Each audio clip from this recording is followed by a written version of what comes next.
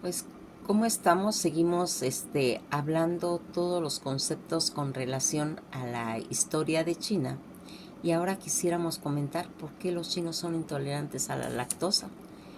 Lo cierto es que alrededor del 92% de los chinos, así como esa enorme parte de la sociedad asiática, son intolerantes a la lactosa.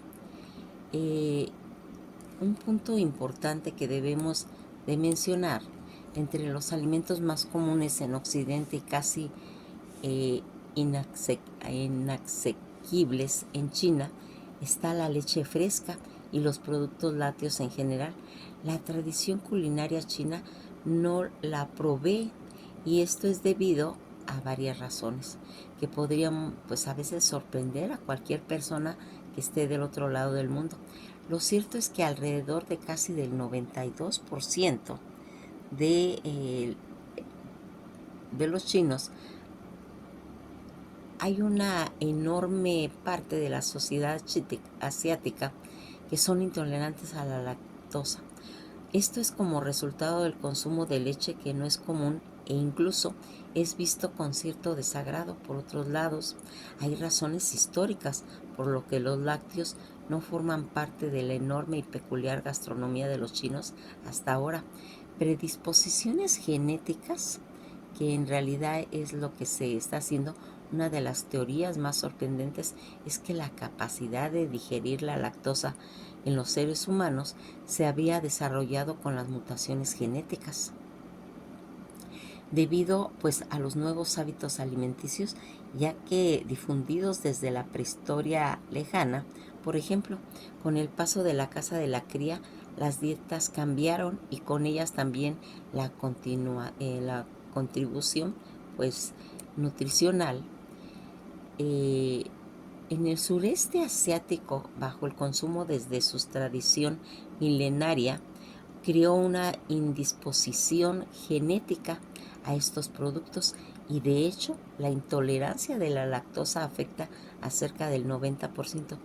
Los adultos que viven en esa zona del planeta, 3 veces más que en Europa, pues particularmente en China, pues los datos oficiales sitúan que la cifra del 92%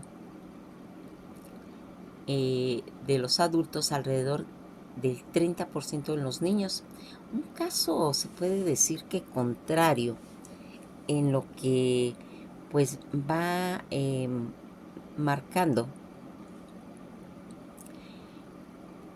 En Europa septentrional, donde la agricultura era más difícil de practicar, pues debido a la rudeza de lo que es el clima, aquí pues tenemos que ir visualizando también las regiones, esas regiones que van marcando debido a la alimentación que consumen, y que en realidad pues van a ir marcando al paso del tiempo esas diferencias.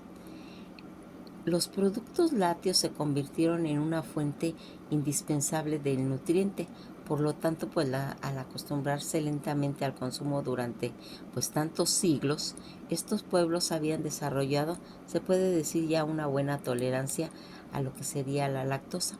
Las razones culturales y geográficas tienen mucho que ver en esto, pues algo muy raro es que el queso, un ingrediente primordial en la gastronomía internacional, fue visto mucho tiempo como un alimento de marginados. Se asociaba pues a una vida miserable e insípida. Esto sin contar que el ganado bovino se consideraba solo como una ayuda para el trabajo de la tierra y no como una fuente de alimentos. En China, que es un país muy grande y con muchos grupos étnicos diferentes, en algunas regiones como por ejemplo el Tíbet, Mongolia Interior y Xinjiang, el consumo de este producto lácteo pues no es habitual, pues por razones de conformidad en realidad territorial. Bajo la población del consumo lácteo es, pues se puede decir, habitual. Por estas razones y de conformidad territorial, bajo la población, incluso por motivos religiosos. En el Tíbet, por ejemplo, se consume la leche yak, cuya mantequilla se añade al té. En sí, cuáles van siendo pues todas estas alternativas hoy en día, y a pesar de toda esta intolerancia de leche, es rara vez más popular en China, más sin embargo ya hay muy pocas granjas de ganado en todo el país porque ocupan demasiado espacio. Después todo se necesitaría mucho para alimentar a más de 1.500.000.000 de habitantes. En consecuencia, China importa la leche, a menudo en polvo o en yogur en otros países. Curiosamente, en otras regiones se consume mucha leche de soya, que es parte integral del desayuno de muchas personas. Se elabora pues en una forma de manera doméstica, empezando por agua y las semillas de soya amarilla. Esta receta se ha hecho, se puede decir, muy famosa en el país de Occidente, y gracias pues a las propiedades que esta leche en cierta forma pues va dando una alternativa. Cada vez hay más lácteos en la región. Por esto en el gobierno chino está animando a la gente a que consuman más leche. Financian muchos anuncios y la programación de la televisión estatal, aunque la presencia como el alimento saludable, y paralelamente las grandes multinacionales occidentales pues están intentando penetrar en el mercado lácteo de China.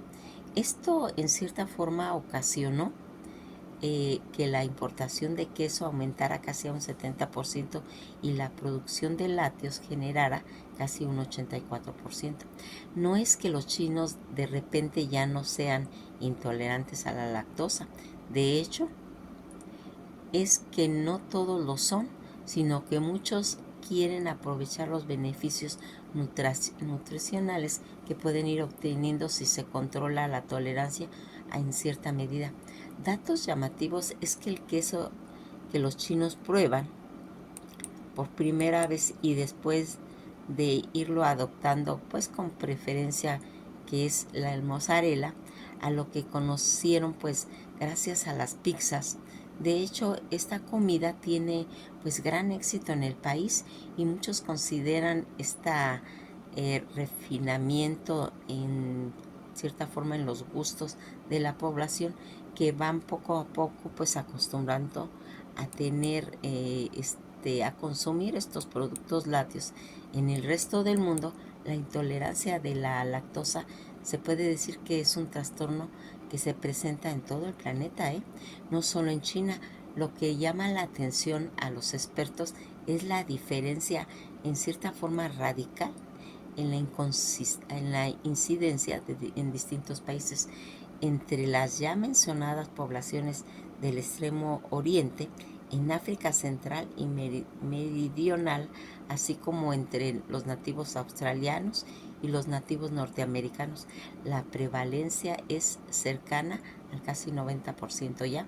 Por lo contrario, en Europa septentrional y central, en la zona antigua que sería la Unión Soviética, la intolerancia afecta casi al 20%.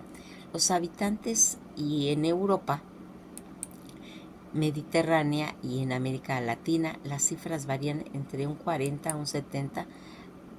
Las personas, ante esta visible falta de homogeneidad, muchos afirman que la prueba fehaciente de la correlación entre los consumos de leche y la intolerancia, entre el desarrollo cultural en cada región geográfica, se ha mantenido hasta la actualidad. Algo llamativo es que se comparan estos datos sobre la prevalencia de la intolerancia de los datos que en el consumo per cápita de producto lácteo se observa cuando se bebe más leche de la lactosa, y se va a ir tolerando poco a poco. Esto pues va a ir permitiendo que los lácteos se puedan ir introduciendo, se puede decir, ya de pues manera más inteligente y cuidadosa entre las dietas individuales y colectivas, y que en el tiempo y la preocupación indica que tanto el organismo puede en cierta forma irse adaptando mucho mejor al consumo de los productos.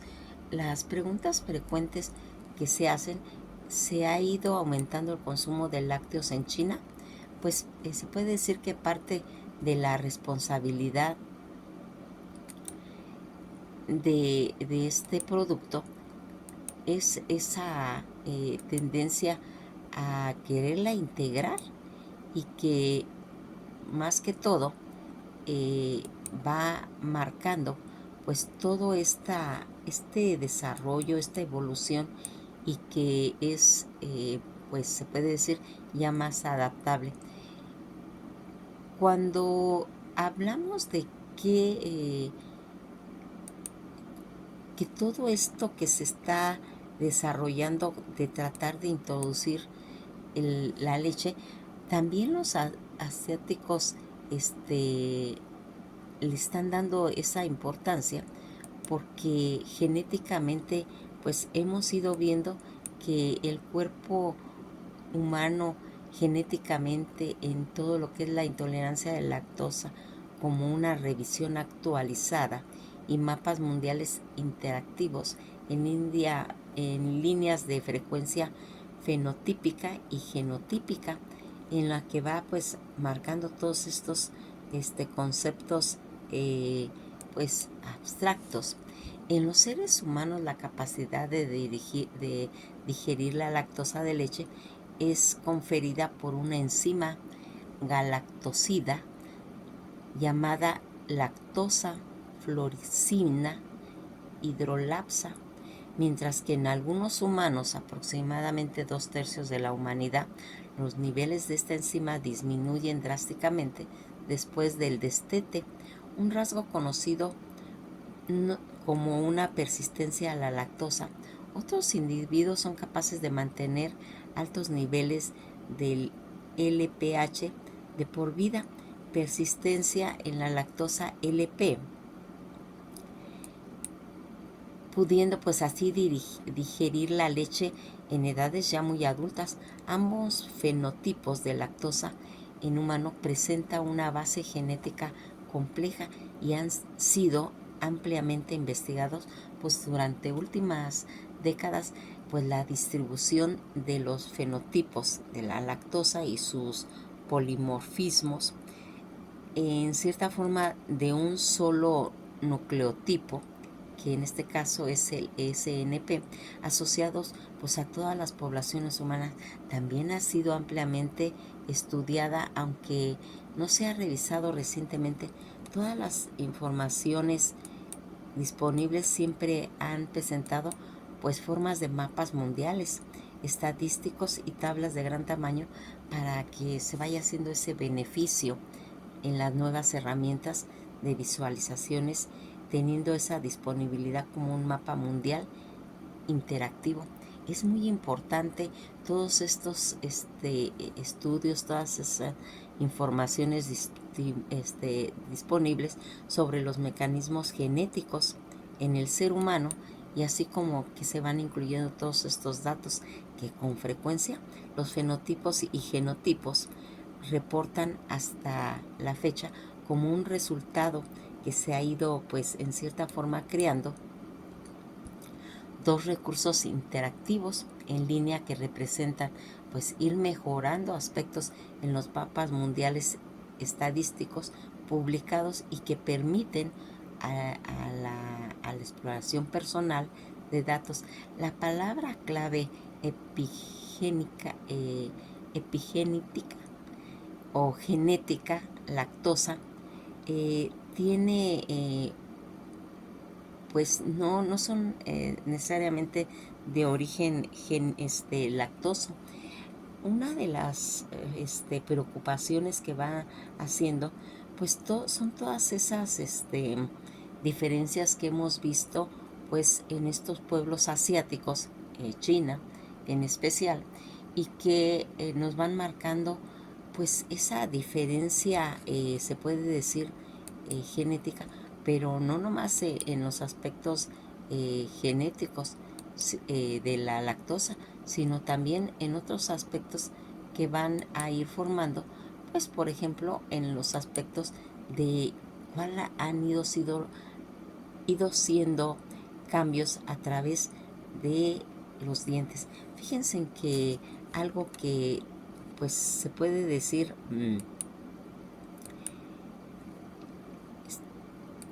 tiene uno esa curiosidad, cómo se ha ido evolucionando esa historia de las muelas del juicio, pero en el ser humano, en las que en China pues marca conceptos, pues se puede decir inclusive hasta curiosos. No existe en realidad un relato histórico específico de las muelas del juicio en China antigua que que sean comparables con la denominación en los conceptos occidentales, ya que su nombre deriva de la edad en la que aparecen, coincidiendo con la madurez. Mas, sin embargo, la odontología en China tiene una larga historia, con prácticas pues rudimentarias, ya que en los años 6000 antes de Cristo, en un desarrollo significativo durante, se puede decir, un periodo dorado de la medicina, que vio la aparición de los primeros libros de texto con técnicas dentales. Todo este desarrollo de la odontología china, que abarca pues al menos casi 6 milenios, prácticas tempranas que se realizaron con las extracciones dentales rudimentarias mucho antes de la era cristiana. Todo lo que se considera como el periodo dorado, fue pues un momento clave para la odontología china, caracterizada por las publicaciones en los primeros manuales de texto y en el desarrollo de las facultades de odontología. El declive y la adopción occidental tras el periodo controversial, la odontología china experimentó un declive hasta la medicina y la odontología occidental comenzaron a denominarlas alrededor del año 1800 después de Cristo, y que fue marcando pues toda esta situación. Detrás de la historia de el nombre las muelas del juicio, el mundo va a ir desarrollando curiosidad por ir desarrollando pues todo lo que hay, el contenido en cuestión de lo que es los dientes.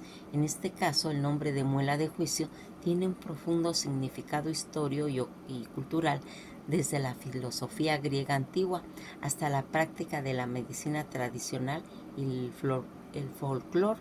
Estas muelas se han asociado con la transición de edad adulta y la adquisición en cuestión de la sabiduría. La fascinante historia del hombre a través de la historia de la muela del juicio va pues en cierta forma marcando, pues alguna vez pues, nos hemos preguntado sobre la historia de las muelas del juicio, de dónde proviene su nombre, por qué las tenemos. Si en todas formas hay que extraerlas, quizás esta no sea la pregunta que te quite pues tal vez el sueño, pero en algunos tienen que pensar tal vez en estas cosas como un cirujano oral. Esto lo que hacemos pues listo para ir aprendiendo un poco más, que jamás quisiste tal vez saber sobre la historia de estas molestas muelas de floración tardía, y que pues aquí vamos a tratar pues un poco de profundizar. Las muelas del juicio, también conocidas como los terceros molares, tienen una historia única e intrigante, en particular por su nombre. Estas muelas, que suelen aparecer al final de la adolescencia y al principio de la edad adulta, han despertado pues cierta curiosidad y especulación a lo largo de los siglos. En este artículo profundizamos pues tal vez el origen y la importancia del nombre muela del juicio, y vamos a ir tratando de explorar el contexto histórico que rodea pues todas estas notables estructuras dentales. Pues el origen del nombre, el término muela de juicio tiene sus raíces antiguas en todo lo que hemos ido comentando de la civilización griega. La palabra griega para esta muela es odontías sofías, que se traducen como muela de juicio. El nombre significa que esta muela suele erupcionar durante la etapa de la vida en la que las personas se consideran más maduras y sabias, y en su juventud las asocian entre las muelas del juicio y la edad adulta, que va dando origen al nombre y que usamos comúnmente en estos días. Todas estas perspectivas históricas en diferentes culturas alrededor del mundo han asignado sus propias interpretaciones y significados de las muelas del juicio. Por ejemplo, en la medicina tradicional china se creía que la aparición de las muelas del juicio pues marcaban una fase de transición crucial en la vida, simbolizando la llegada en la edad adulta y una mayor responsabilidad. En el folclore nativo americano, la aparición de las muelas del juicio se consideran como un símbolo de crecimiento personal y un desarrollo también espiritual, en lo que va dando pues esta importancia evolutiva. Desde la perspectiva evolutiva de las muelas de juicio han suscitado, pues se puede decir que debates y teorías. Algunos científicos sugieren que nuestros antepasados necesitaban estas muelas adicionales para masticar alimentos ásperos y duros, mas sin embargo, a medida que pues los humanos han ido pues adoptando diferentes dietas más blandas, estas muelas se volvieron menos necesarias, lo que resultó pues una mayoría la prevalencia de complicaciones asociadas con su erupción. Los desafíos modernos en la actualidad, estas muelas del juicio suelen presentarse también diversos desafíos debido a la erupción tardía. Estas muelas pueden tener espacios insuficientes en la mandíbula, lo que resulta que las muelas del juicio, impactadas o parcialmente erosionadas, en lo que va dando esta afección puede causar pues mucho dolor, inflamación, infecciones e incluso desaliación en los dientes adyacentes, y por lo tanto cuando se hace la extracción de estas muelas del juicio se han convertido en un procedimiento odontológico pues ya común para aliviar las molestias y prevenir pues esas complicaciones en lo que se va haciendo.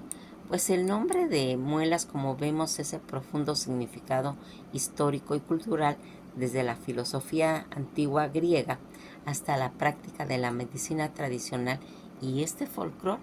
Esta muela se ha asociado a todo lo que son las transiciones de edades adultas, la adquisición de la sabiduría, y si bien su importancia evolutiva puede haber en cierta forma disminuido, pues a todos estos desafíos que presentan en la salud dental moderna, siguen pues impulsando la necesidad y la extracción en muchos casos. En esta forma, pues comprende la historia, todo este contexto del nombre de muela de juicio, que solo resalta el fascinante conexión entre los idiomas y la cultura y la anatomía dental, sino que también nos recuerda la importancia de la revisión dental regular y el cuidado profesional para el cuidado de estas muelas únicas, así como toda esta situación podría apreciar, a intrigar qué es lo que está encerrando esto. Fíjense en que otra de las cosas que pues realmente nos ha llamado la atención es ciertos conceptos que el ser humano pues tiene para ir viendo de dónde procede, ¿sí? La historia del cerumen en el oído va pues a marcarnos muchos aspectos muy importantes. Fíjense que otro de los conceptos en los que vamos a tratar en este video es la historia del cerumen en el oído humano. Se puede dividir en cómo se extiende sus funciones a lo largo del tiempo y cómo se ha ido abordando su extracción antigua, en cuestiones de ir viendo cómo es un protector natural del oído, una visión que se mantiene hoy en día, mas sin embargo la práctica de la limpieza varía a lo largo del tiempo, desde métodos como el uso de aceite de vinagre para ablandarlo en la antigua Roma hasta la práctica moderna que desaconseja el uso de bastoncillos de algodón para no causar tapones. En la comprensión histórica de sus funciones, antiguamente las civilizaciones como la egipcia y la griega entendían que el cerumen era un componente natural y necesario en el oído que protegía el canal auditivo de elementos externos como el polvo o las infecciones. En lo que es ahora las visiones actuales, en la ciencia moderna han confirmado esta fusión destacada con el cerumen que protege e hidrata, limpia la piel del conducto auditivo, al mismo tiempo que contiene propiedades antibacterianas para la combinación y combatir todo lo que es las infecciones. En la antigua Roma se describía métodos para extraer tapones de cera. Aulo Cornelio Celso, en el siglo I, recomendaba verter aceite caliente o una mezcla de cardamillo con miel en el oído para ablandar las costras, seguido de un lavado con agua tibia. Para la cera más dura sugería usar vinagre con un poco de soda para ablandarlas. Ya en lo que es la edad moderna, la percepción sobre la limpieza del oído ha variado, aunque el oído tiene un mecanismo natural de autolimpieza que expulsa el cerumen. El uso de bastoncillos de algodón es común hoy en día, mas sin embargo esta práctica a menudo empuja el cerumen más adentro, practicándolo y creando tapones.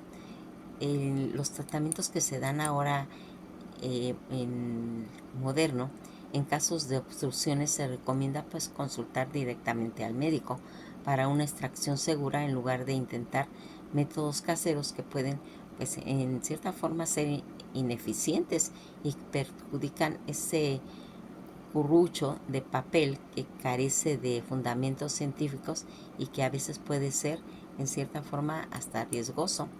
El uso del cerumen en las investigaciones modernas, biomarcadores investigan recientemente han descubierto que el cerumen puede servir como un sello de tiempo biológico y concentrando compuestos que ayudan a un diagnóstico en enfermedades metabólicas como lo sería el cáncer o el Parkinson, en las que aquí es importante ver también sería ir marcando en la enfermedad de Alzheimer según la información del BCG. Fíjense en que algo que siempre va a darnos esa curiosidad, cómo a través de de la ciencia vamos viendo ese surgimiento en la que comúnmente se ve la coloración. Cuando se hacen exámenes genéticos se ha observado que los asiáticos tienen un cerumen blanquizco, escasamente reseco, y que va a marcar también genéticamente se pueda hacer estudios para ir viendo cuál es la diferencia, porque el cerumen no todo es igual.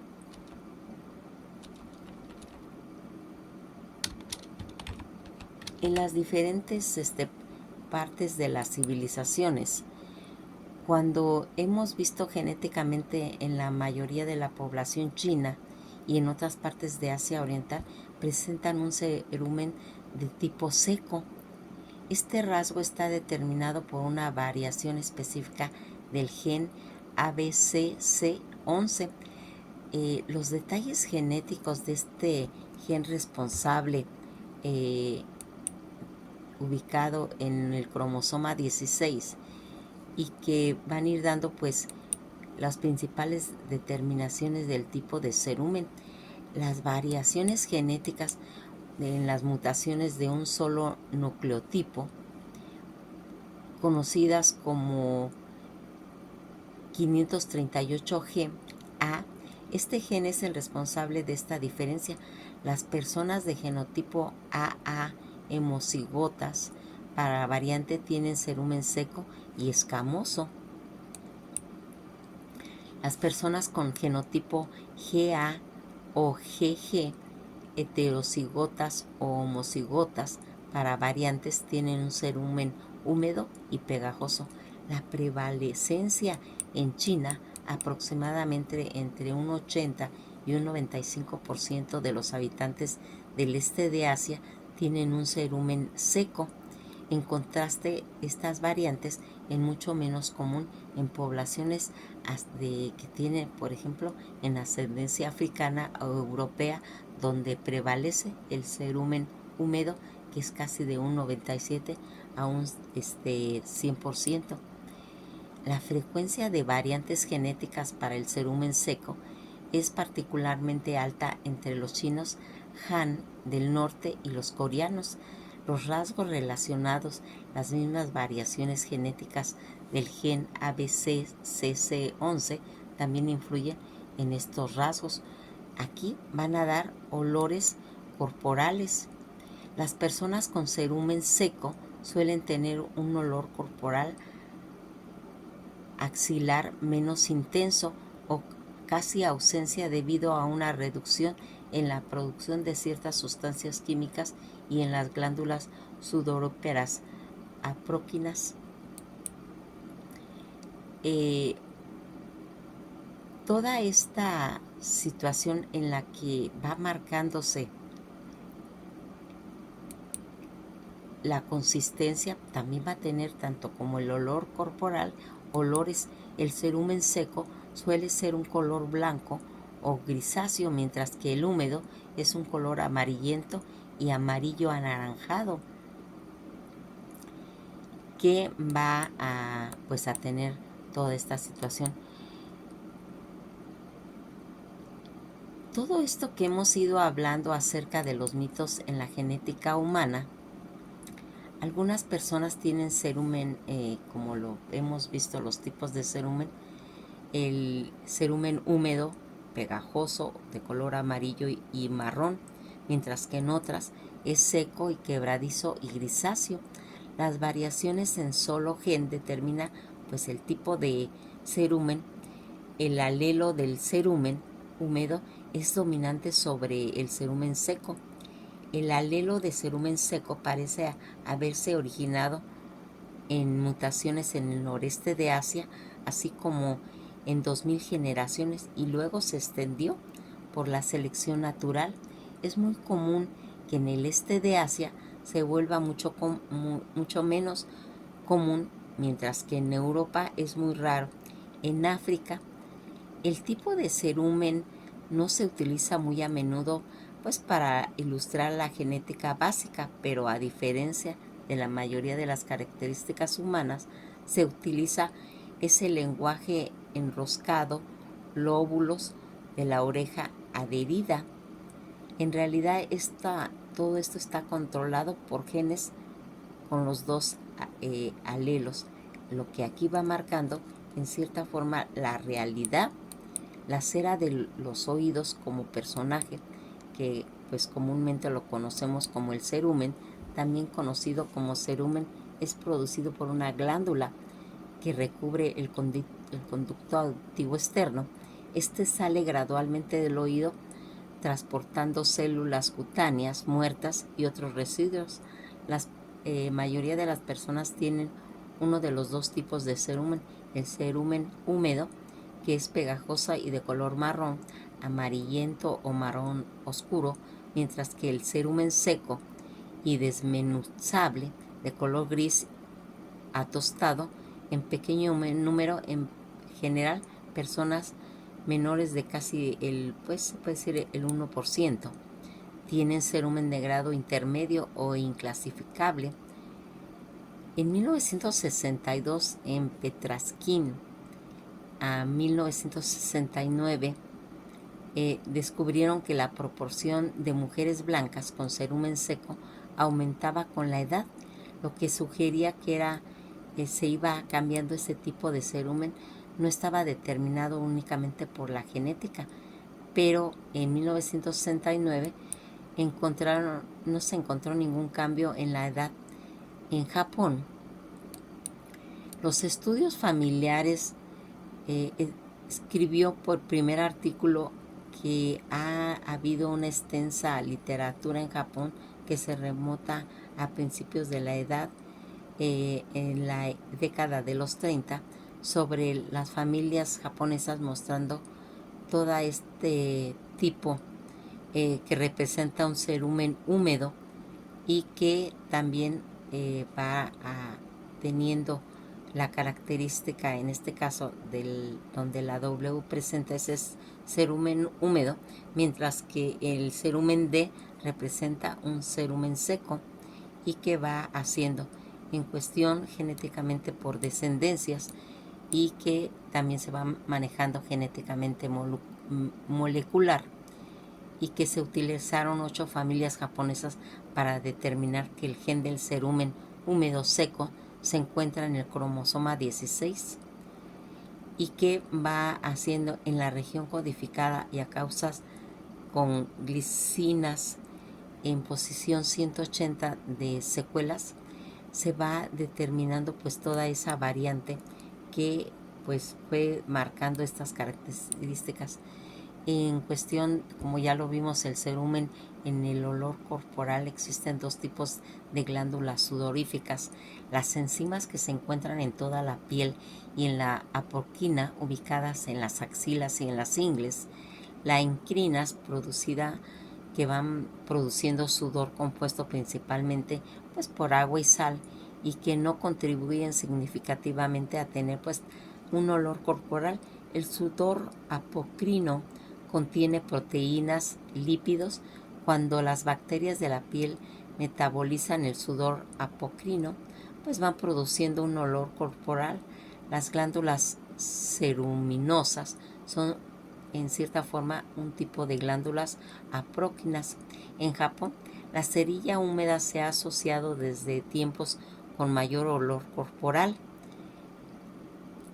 El cerumen en cáncer de mamas, al igual que las glándulas ceruminosas, las glándulas mamarias son de un tipo de glándulas apocrinas, y el gen ABCCHC11 se expresan en ambos, en los que aquí van teniendo toda esa, se puede decir, relación con esto.